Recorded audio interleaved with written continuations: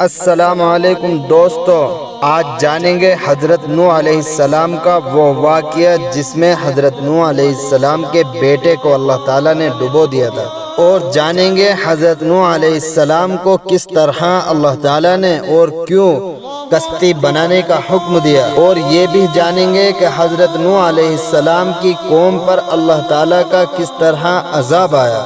یہ سب اس ویڈیو میں جانیں گے، تو دوستو ویڈیو کو آخر تک ضرور دیکھیے۔ حضرت نوح علیہ السلام کا تذکرہ قرآن مجید میں 42 جگہ آیا ہے۔ حضرت آدم علیہ السلام کی اولاد دنیا میں خوب بڑھی، آہستہ آہستہ یہ خدا کو بھولتے گئے جس نے اسے پیدا کیا تھا اور جو ان کا پالنے والا ہے۔ شیطان کے بہکائے میں آنے لگے جس نے حضرت آدم کو جنت سے نکلوا دیا تھا۔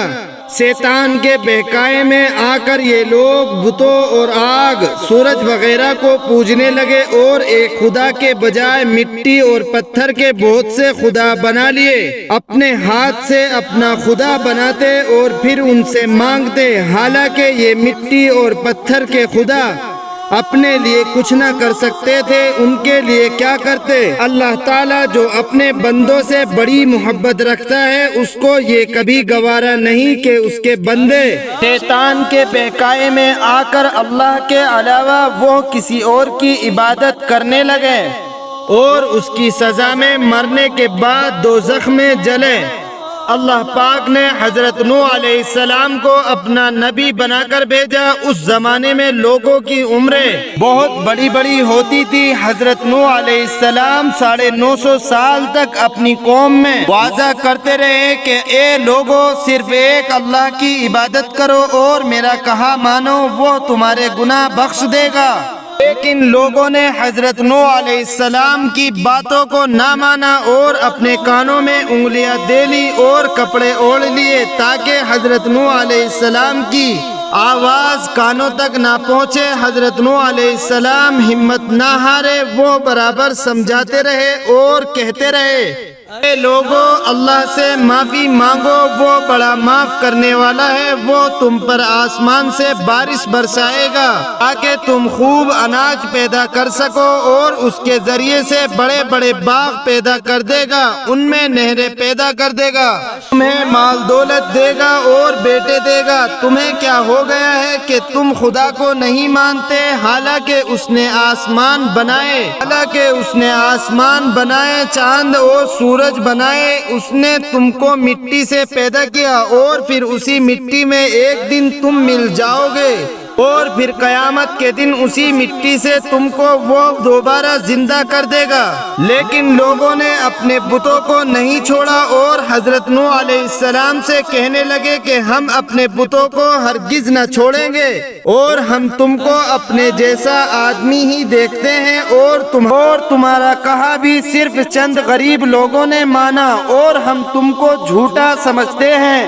علیہ السلام نے کہا کہ اے میری قوم، میں تم کو جو نصیحت کرتا ہوں اس کے بدلے میں تم سے کوئی مال دولت نہیں چاہتا، اور جو غریب آدمی مسلمان ہوئے ہیں اور اللہ پر ایمان لائے ہیں ان کو میں اپنے پاس سے تمہارے کہنے سے نکالوں گا نہیں۔ اگر میں ان کو اپنے پاس سے نکال دوں گا تو خدا کے عذاب سے مجھ کو کون بچائے گا؟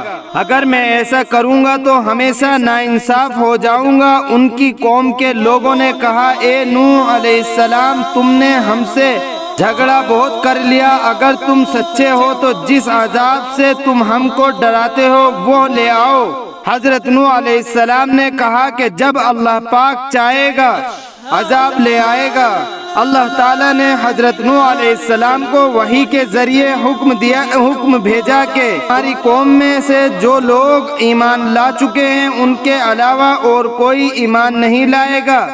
تم غم نہ کرو، ایک کشتی بناؤ۔ حضرت نوح علیہ السلام نے خدا کے حکم کے مطابق کشتی بنانی شروع کی، تو جب ان کے قوم کے سردار ان کے پاس سے گزرتے تو ان کو کشتی بناتے ہوئے دیکھتے تو ان کا مذاق اڑاتے۔ حضرت نوح علیہ السلام ان کے مذاق کے جواب میں کہتے کہ آج مذاق کر لو، کل جب تمہارے اوپر عذاب آئے گا تو اس وقت ہم تمہارا مذاق اڑائیں گے۔ آخر اللہ تعالیٰ کا عذاب اس کے وعدے کے مطابق آیا۔ زمین سے پانی نکلنا شروع ہوا، زمین سے پانی نکلنا شروع ہوا اور آسمان سے بارش آنی شروع ہوئی۔ اللہ تعالیٰ نے حضرت نوح علیہ السلام کو حکم دیا کہ سب جانوروں کا ایک ایک جوڑا کشتی میں سوار کر لو، اور جو لوگ تمہارے اوپر ایمان لائے ہیں یعنی مسلمان ہو گئے ہیں ان کو سوار کر لو۔ حضرت نوح علیہ السلام نے اس کشتی میں سوار ہونے والوں سے کہا کہ اللہ تعالیٰ کا نام لے کر اس کشتی میں سوار ہو جاؤ کہ اس کا چلنا اور ٹھہرنا اسی کے ہاتھ میں ہے، اللہ تعالیٰ بڑا بخشنے والا مہربان ہے۔ کشتی ان سب کو لے کر لہروں میں چلنے لگی تو اس وقت حضرت نوح علیہ السلام نے اپنے بیٹے سے کہا، اے بیٹا ہمارے ساتھ سوار ہو جاؤ اور کافروں کے ساتھ مت ہو۔ اس نے کہا میں کسی پہاڑ پر چڑھ جاؤں گا اور وہ پانی سے بچا لے گا۔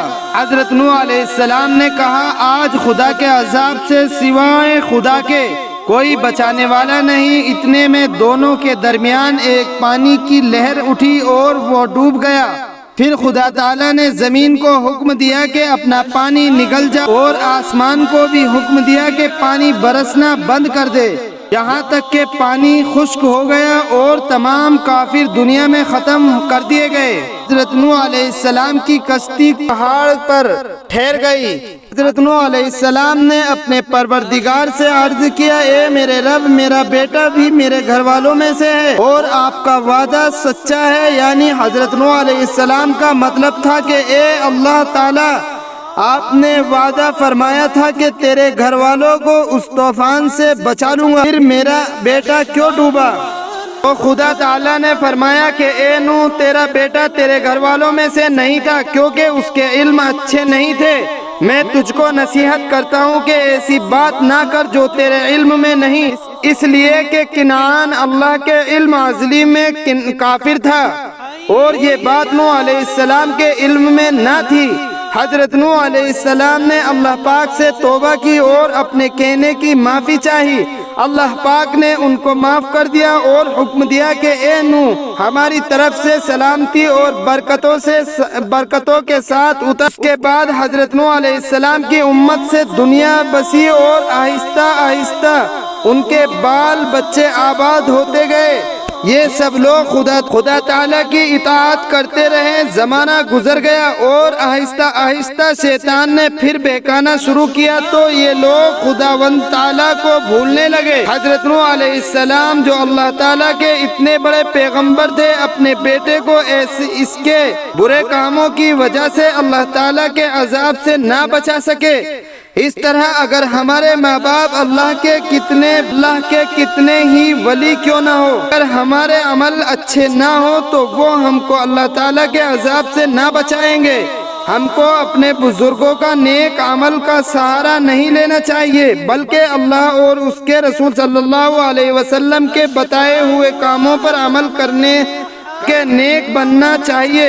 اسی وجہ سے اللہ نے قرآن مجید میں کہا کہ اگر تم ایک ذرہ برابر بھی نیکی کرو گے تو اس کا بدلہ ہم تم کو دیں گے، اور اگر ایک ذرہ برابر بھی برا عمل کریں گے تو وہ بھی تمہارے سامنے آ جائے۔ دوستو اللہ تعالی ہم سب کو نیک کام کرنے کی توفیق عطا فرمائے۔ اللہ تعالی ہم سب کو نیک کام کرنے کی توفیق عطا فرمائے اور برے کاموں سے بچائے۔ دوستو جانکاری کیسی لگی کمنٹ میں ضرور بتائیں اور چینل کو سبسکرائب، ویڈیو کو لائک شیئر ضرور کریں۔